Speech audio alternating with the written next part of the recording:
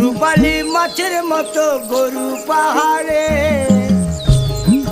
কালো দিঘির কালো জলে রূপের বাহারে, রূপের বাহারে, রূপের বাহারে। রূপালী মাছের মতো গরু পাহাড়ে, কালো দিঘির কালো জলে রূপের বাহারে, রূপের বাহারে, রূপের বাহারে। ও তোর ভোরের শুরু,